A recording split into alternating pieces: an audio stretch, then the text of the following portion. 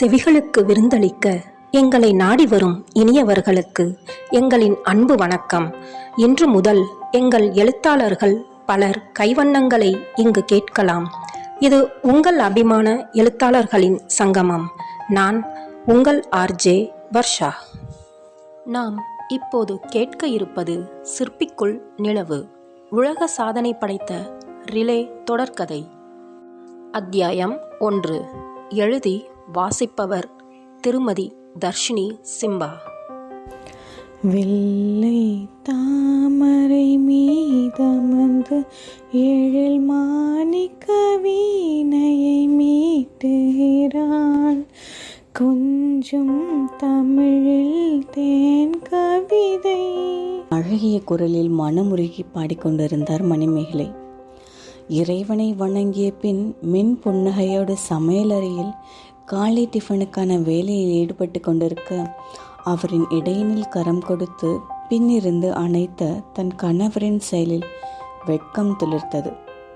என்னங்க இது, காலையில் வம்பு பண்ணிக்கிட்டு பிள்ளைங்க வர போகிறாங்க, முதல்ல தள்ளி போங்க என்று சினுங்கினார். பிள்ளைங்க வந்தால் வரட்டும், நான் என் பொண்டாட்டியை தானே கொஞ்சுறேன், வேறு பொண்ணை கொஞ்சினா தான் கோபப்படுவானுங்க, நம்மளை இப்படி பார்த்தா சந்தோஷம்தான் படுவாங்க என்றார் மனைவியின் காதில் மெல்ல இதழ் பதித்து கொண்டே. மாமா, எனக்கு நிறைய வேலை இருக்கு, தள்ளுங்க என்றவர் வெட்கம் மறைத்து, கல்யாண வயசில் 3 பிள்ளைங்களை வச்சுக்கிட்டு இவருக்கு இப்போதான் லவ்ஸ் கேட்குது என்று முணுமுணுக்க சத்தமாய் சிரித்தவர், ஏண்டி பிரிய வர வயசு ஒரு தடையா? எனக்கு என் பொண்டாட்டி மேலே தீராத காதல் உண்டு, அதனால தானே தூக்கிட்டு வந்து தாலி கட்டினேன் என்றவரை போலியாய் முறைத்தவர், யாரு நீங்கள் என்னை தூக்கிட்டு வந்தீங்க? எங்கள் அண்ணன் மட்டும் நமக்கு பச்சை கொடி காட்டலைன்னா இந்நேரம் நான் எந்த ஊரில் வாக்கப்பட்டிருப்பேன்னு எனக்கே தெரியாது என்று வம்பிழுத்தார். ஆமாம், அதான் தங்கச்சிக்காக ஊரையே எதிர்த்து அவங்களுக்கே தெரியாமல் நம்மளை வழி அனுப்பி வச்சிட்டார் இல்லை என்றார். 27 வருடங்களுக்கு முன். பாப்பா, இந்த ஊர்லேயும் நம்ம குடும்பத்துலேயும் காதலிக்கிறவங்கள ஏற்றுக்கிட்டது கிடையாது. அது 2 பேரும் சொந்தமாக இருந்தாலும் தெரிஞ்ச 2 பேரையும் வெட்டி போட்டுருவாங்க. இது உனக்கே தெரியும். அப்படி இருந்தாலும் உனக்கு மச்சானத்தான் பிடிக்குமா?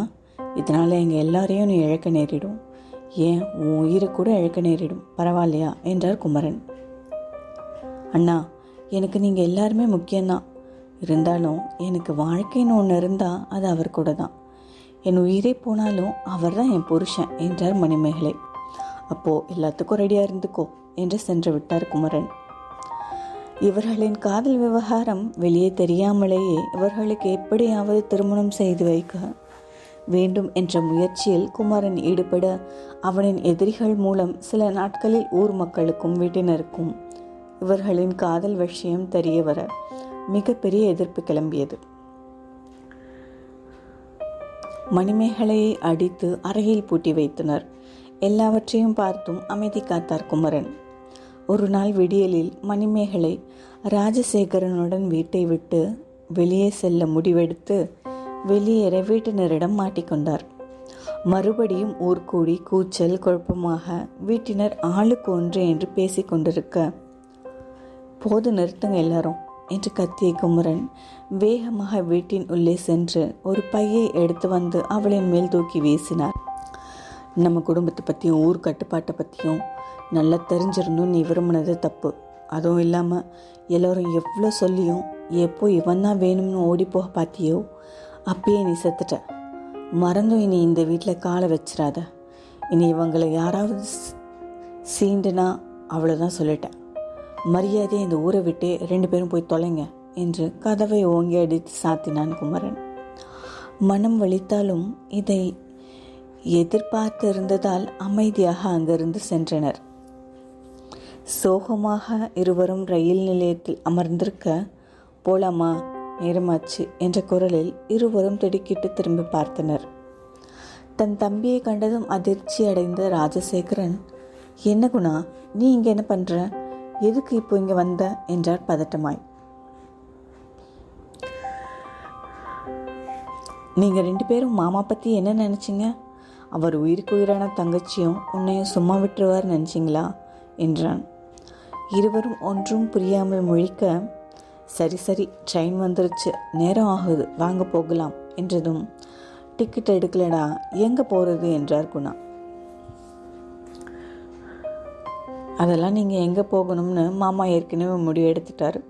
டிக்கெட் ரெடியாக இருக்குது, முதல்ல வாங்க போகலாம் என்றதும் மூவரும் அங்கு சென்னைக்கு கிளம்ப இருந்த ரயிலில் ஏறி அமர்ந்தனர். என்ன நடக்குது குணா, ஒன்றும் புரியலை என்று தன் அண்ணனை பார்த்து குணசேகரன், என்னைக்கு கட்டினா உன்னை மட்டும்தான் கட்டுவேன்னு அண்ணி சொன்னாங்களோ அப்போவே தன் தங்கச்சிக்காக எல்லாத்தையும் செய்ய ஆரம்பிச்சிட்டாரு மாமா. 6 மாதத்துக்கு முன்னாடி மாமா என்னை வந்து பார்த்தாரு. என் தங்கச்சி உங்கள் அண்ணனும் விரும்புகிறாங்க. இந்த ஊரை பற்றி, நம்ம குடும்பத்தை பற்றி உனக்கு நல்லா தெரியும். அவங்க உயிரோடு நல்லா இருக்கணும்னு நினைக்கிறியா, இல்லை இப்படியே எப்படியாவது போகட்டும்னு நினைக்கிறியான்னு கேட்டார். அவங்க எங்கே இருந்தாலும் நல்லா இருக்கணும்னு சொன்னேன். கொஞ்ச நாள் நீ கஷ்டப்படணும்னு சொல்லி என்னை வெளியூருக்கு வேலைக்கு போகிறதா சொல்லிட்டு சென்னைக்கு அனுப்புனார் என்றவன் மணிமேகலையை பார்த்து, அண்ணி உங்கள் பேகை திறந்து பாருங்க சொல்லவும் திறந்து பார்க்க அதில் ஒரு பெட்டி முழுவதும் நகைகள், கொஞ்சம் பணம் மற்றும் பத்திரங்கள் இருந்தது. அதிர்ச்சியுடன் எடுத்து பார்க்க அது சென்னையில் உங்களுக்காக மாமா கட்டியிருக்க பெரிய துணிக்கடையோட பத்திரம், இன்னொன்று உங்களுக்காக மாமா வாங்கி வச்சிருக்க வீட்டோட பத்திரம் என்றதும் இருவரும் அதிர்ச்சியாக குணசேகரனை பார்த்தனர். இந்த 6 மாதமாக மாமா என்னை சென்னைக்கு அனுப்பி அங்கே உங்களுக்காக அவங்க ஃப்ரெண்டோடு சேர்ந்து ஒரு பெரிய துணி கடையையும் வீட்டையும் வாங்கி புதுப்பிச்சார். உங்களுக்கு துணையாக என்னையும் அங்கே இருக்க சொன்னார். இப்போதைக்கு வீட்டை பொறுத்த வரைக்கும் நான் வெளியூரில் வேலை செய்கிறேன், ஆனால் உங்கள் கூட வரப்போகிறேன் என்றதும் குமரனின் மேல் இருவருக்கும் அப்படி ஒரு மதிப்பு உருவானது. உங்களுக்கு ஒரு லெட்டரும் அதில் இருக்கும் அண்ணி, எடுத்து படித்து பாருங்க என்றார் குணசேகரன். அம்மு, நீ ஆசைப்பட்ட வாழ்க்கை அமையணும்னா எங்களையெல்லாம் விட்டு நீ பிரிஞ்சு தான் ஆகணும்.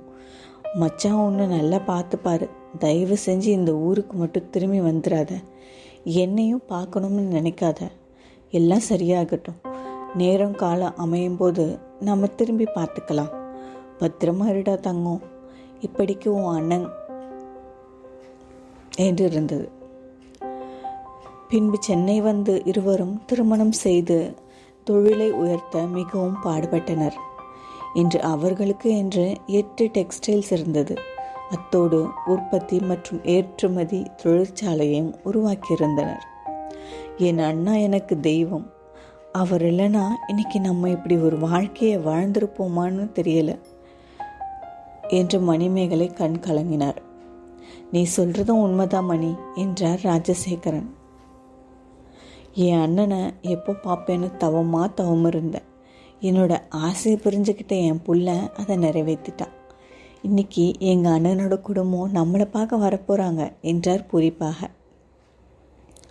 மா, டிஃபன் ரெடியா, எனக்கு டைம் ஆச்சு என்று குரல் கொடுத்தபடி வாட்சை கட்டிக்கொண்டே படிகளில் இறங்கி வந்தான் மூத்த மகன் மகிழ்நிலவன். 6 அடி ஆண் தான், கிரேக்க சிற்பம் அல்ல, நம் மண்ணின் 26 வயது அழகு சிற்பம். ரெடி ஆயிடுச்சு மகி என்றவர் மகனுக்கு உணவை பரிமாறினார். சாப்பிட்டு கொண்டே, அப்பா நீங்கள் கிளம்பலையே ஆஃபீஸ்க்கு என்றான்.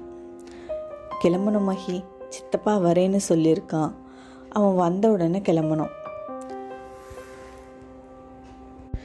என்னதான் சென்னையில் தனியாக ஒரு துணிக்கடை வைத்து வாழ்க்கையை அமைத்து கொண்டாலும் தங்களுடனே தங்கை கமலி சென்னையில் இருக்க வேண்டும் என்று விரும்பியதால் நல்ல மாப்பிள்ளையாக பார்த்து இங்கேயே மனமுடித்து விட்டனர்.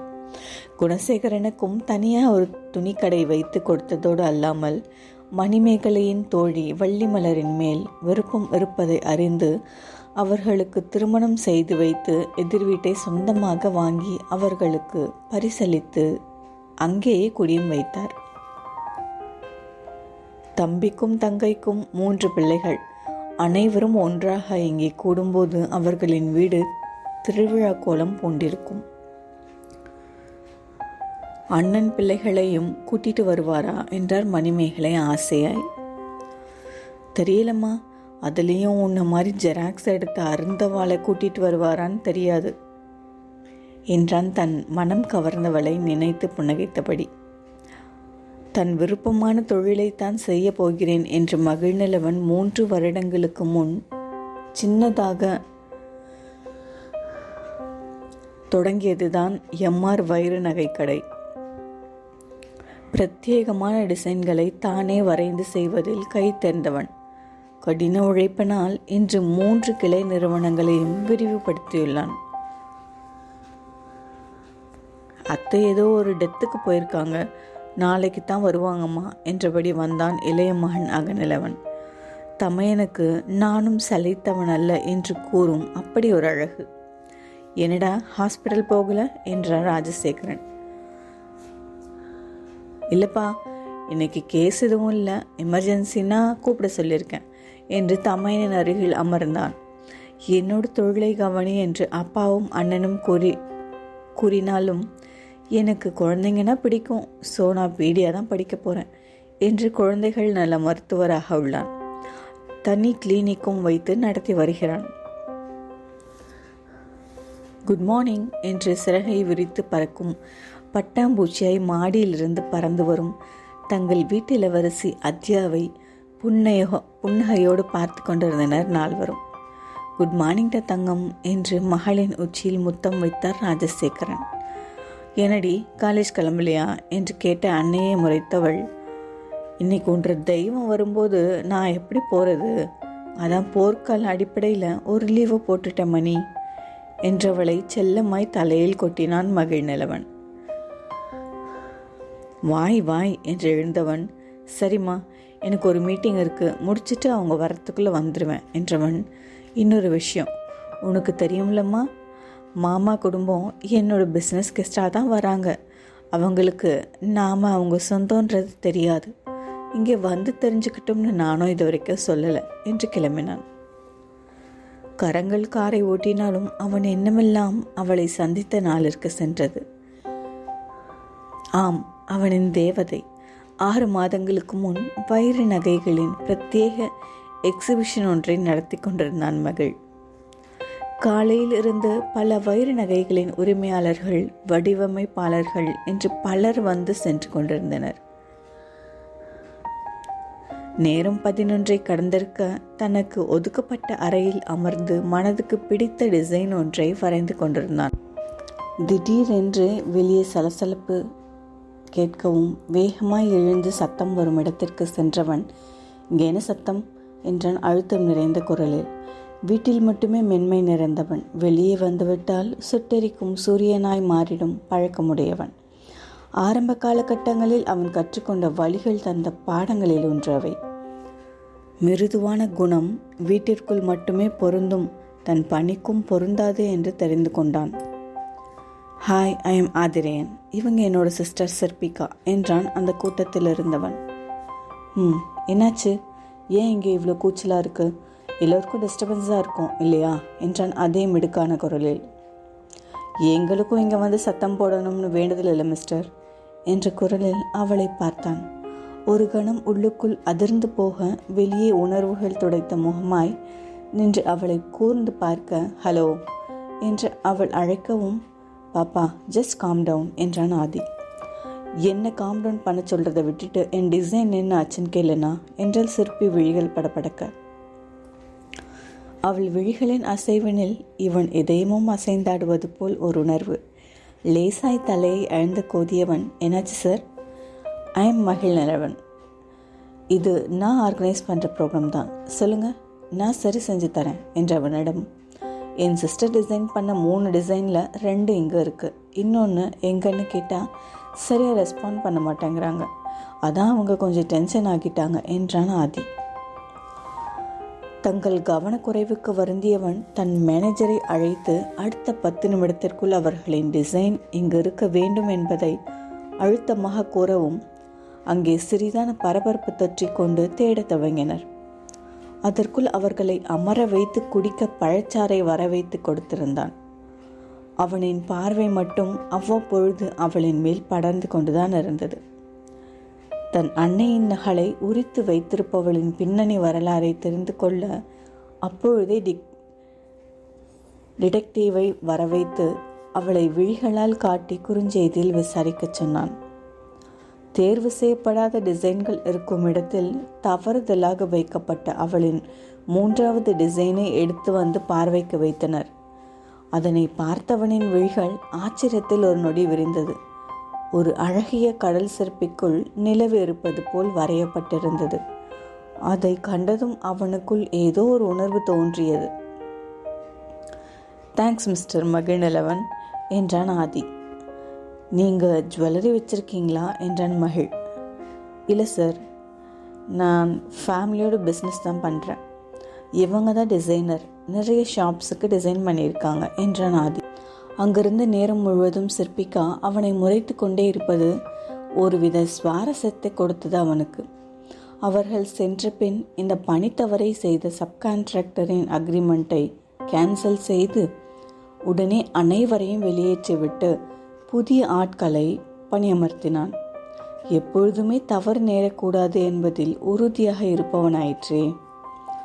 2 நாட்களுக்கு பின் வந்தவள் தன் அன்னையை உரித்து வைத்திருப்பதற்கான காரணத்தையும் அறிந்து கொண்டான். அதோடு அவளையும் தனக்குள் பொத்தி வைத்து கொள்ள முடிவெடுத்து விட்டான். என்னதான் சொன்னாலும் என் கடைக்குட்டி தங்கம் போல வருமா ஏன்னா என்று தன் தந்தை முடிக்கும் முன் முறைத்தவாறு நின்று, ஏன்னா நான் உங்கள் தங்கச்சி மாதிரி அதானே என்றாள் சிற்பிகா. ஆமாட தங்கம் என்றார் குமரன். உங்களை என்று அவர் கழுத்தை நெரிப்பது போல் செல்ல, ஏண்டா தங்கம் இவ்வளோ கோபம்? எப்பா, நான் பிறந்ததிலிருந்து ஒரு நாளாவது உன் தங்கச்சி புராணம் பாடாமல் இருந்திருக்கியா என்றாள் சிற்பிகா. காலையிலேயே ஆரம்பிச்சிட்டிங்களா 2 பேரும்? நாம் ஆதியோட ஃப்ரெண்டு டைமண்ட் பிஸ்னஸ் பண்ணுற தம்பி வீட்டுக்கு போகணும்னு எல்லோரையும் ரெடியாக சொல்லிட்டு தானே போனா.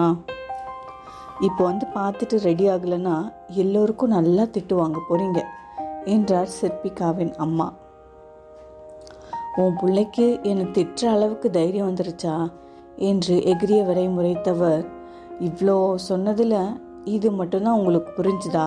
போங்க போய் ரெடி ஆகுங்க என்று செல்லும் மனைவியை ரசிக்க, அப்பா நானும் இங்கே தான் இருக்கேன், நீங்கள் அம்மாவை சைட் அடிக்கிறத நான் பார்க்கவே இல்லை என்று வம்பிழுக்கும் மகளின் தலையில் செல்லமை கொட்டியவர், சீக்கிரம் ரெடியாகுடா, இல்லைனா உங்கள் அம்மா சாமி ஆடிடுவா, நானும் ரெடியாக போகிறேன் என்று மனைவியை காண தங்கள் அறைக்குள் நுழைந்து கொண்டார். தர்ஷினி சிம்பா, இவரை பற்றி சிறிது தெரிந்து கொள்வோம். ஆன்லைன் கணிதம் டியூஷன், தமிழ் நாவலாசிரியர், புத்தகம் பதிவிட, நாவல் பிழைத்திருத்தம் என பன்முக ஆளுமை திறமை கொண்டவர். 20 நாவல்கள், 30ற்கும் மேலான சிறு கதைகள், 100ற்கும் மேலான கவிதைகள் என கடந்த 9 வருடங்களாக எழுதி வருகிறார். பிரதிலிபி, மல்லிகா மணிவண்ணன், சகாப்தம், வைகை ஆகிய வலைத்தளங்களிலும் இவரது படைப்புகள் வலம் வருகிறது. வாட்பேட் மற்றும் பிரதிலிபியில் இதுவரை 4 ரிலே தொடர்களை எழுத்தாளர்களின் சங்கமம் என்ற எங்களின் குழு மூலம் மனம் வருடும் ஓவியமே தலைப்பில் 50 எழுத்தாளர்களும், நேர்கொண்ட பார்வையின் பாவை தலைப்பில் 45 எழுத்தாளர்களும், கதிரழகி தலைப்பில் 75 எழுத்தாளர்களையும் எழுத வைத்த தலைமை பொறுப்பு இவரையே சேரும். ஆகஸ்ட் 31, 2025 ஆண்டில் Jackie Book of World Record உடன் இணைந்து தலைமையேற்று 44 எழுத்தாளர்கள் மூலம் 44 அத்தியாயங்கள் கொண்ட உலக சாதனை படைத்த சிற்பிக்குள் நிலவு ரிலே தொடர்கதையை சிறப்பாக எழுத வைத்ததோடு அந்த எழுத்தாளர்களை வைத்தே வாசிக்கவும் வைத்துள்ளார். மீண்டும் இவரின் தலைமை பொறுப்பில் Jackie Book of World Record உடன் இணைந்து 2025 ஆண்டு அக்டோபர் 10 மற்றும் 11 ஆகிய 2 நாட்கள் தொடர்ந்து 31 மணி நேரம் சித்திரப் பேரழகி என்ற ஒரே தலைப்பில் ஒரே உறவுமுறை கொண்ட கதாபாத்திர பெயர்கள் மற்றும் முண்டாசு கவிஞனாம் நம் பாரதியாரின் வரிகள் பேசும் பெண்ணியம் என்ற ஒரே கதை கருவை எடுத்து வெவ்வேறு மாறுபட்ட சிறுகதைகளை 109 எழுத்தாளர்களை ஒருங்கிணைத்து 109 வகையான சிறு கதைகளை படைக்க வைத்து அதை எழுத்தாளர்களை வைத்தே வாசிக்கவும் வைத்து தமிழ் மொழியில் மீண்டும் ஒரு மாபெரும் உலக சாதனை படைத்துள்ளார் என்பதை கூறுவதில் பெருமையடைகிறோம். மீண்டும் அடுத்த பதிவில் வேறு எழுத்தாளர்களின் குரலுடன் சந்திக்கிறேன். அதுவரை உங்களிடமிருந்து விடைபெறுவது உங்கள் RJ வர்ஷா.